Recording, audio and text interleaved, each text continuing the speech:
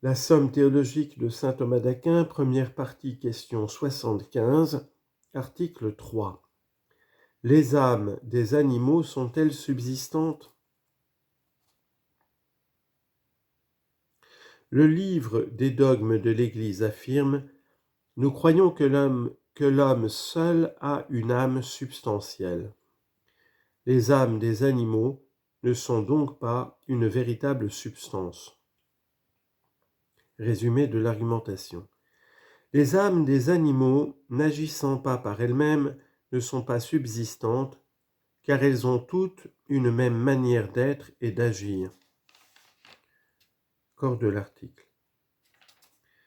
Disons en premier lieu que les anciens philosophes ne mettaient aucune différence entre la faculté de sentir et celle de comprendre. Ils attribuaient l'une à l'autre, comme nous l'avons dit, au principe corporel. Platon seul distingue entre l'intelligence et la sensibilité, mais il attribue l'une et l'autre au principe incorporel.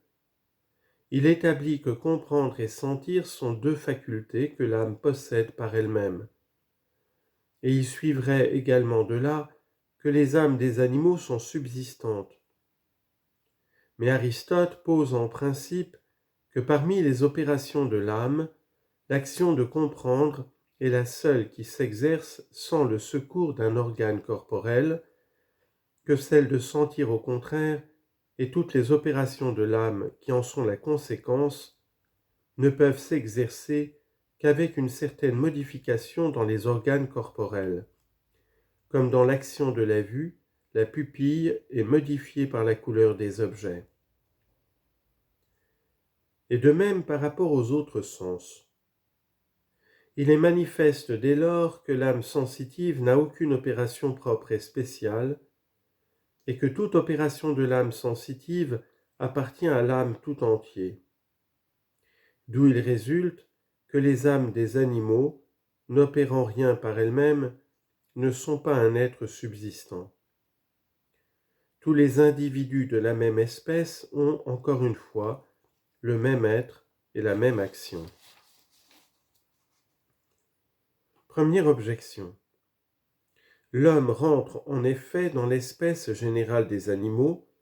Or, d'après ce qui a été dit, l'âme de l'homme est subsistante, donc les âmes des animaux le sont également. Réponse. L'homme, quoique compris dans le genre des animaux, forme cependant une espèce à part. Or, la différence qui constitue l'espèce dépend essentiellement de la différence de la forme, ce qui ne veut pas dire toutefois que toute différence dans la forme fasse une diversité dans le genre. Deuxième objection. La faculté de sentir est, par rapport aux choses sensibles, ce qu'est l'intellect par rapport aux choses intelligibles. Mais l'intellect comprend les choses intelligibles sans le secours du corps. Donc la faculté de sentir s'applique de même aux choses sensibles. Or les âmes des animaux sont douées de la faculté de sentir. Donc elles sont subsistantes aussi bien que l'âme humaine, douée de la faculté de comprendre.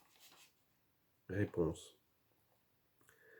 La faculté de sentir est bien d'une certaine façon à l'égard des choses sensibles, comme l'intellect à l'égard des choses intelligibles, c'est-à-dire que l'une et l'autre de ces facultés sont en puissance par rapport à leurs objets. Mais j'ajoute qu'elles diffèrent beaucoup quant à la manière dont elles agissent. La sensibilité, en effet, ne s'exerce qu'avec une modification dans les organes, ce qui fait que l'excellence des choses sensibles détériore les sens, tandis que le contraire arrive par rapport à l'entendement. Car plus l'entendement comprend les choses relevées et difficiles, plus il est apte à comprendre les choses communes et ordinaires. Si le corps est parfois fatigué par l'exercice de l'intelligence, c'est uniquement parce que l'intelligence a besoin du secours des sens, comme d'autant d'instruments pour aller puiser aux sources extérieures des idées. Troisième objection. L'âme des animaux fait mouvoir le corps, mais le corps est susceptible d'être mu, et non capable de mouvoir.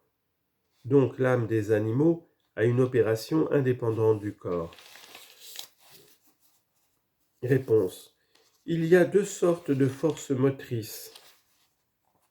L'une produit le mouvement, c'est celle que nous appelons appétitive. Celle-là ne peut exister dans l'âme qu'à la condition de modifier le corps. Ainsi en est-il de la colère, de la joie et des autres passions semblables. L'autre force motrice est celle qui a reçu le mouvement, celle par laquelle les membres obéissent à l'impulsion qui leur vient de la faculté appétitive. Cela n'est plus mouvoir, mais être mu. D'où il suit que la transmission du mouvement n'est pas un acte de l'âme sensitive séparément du corps.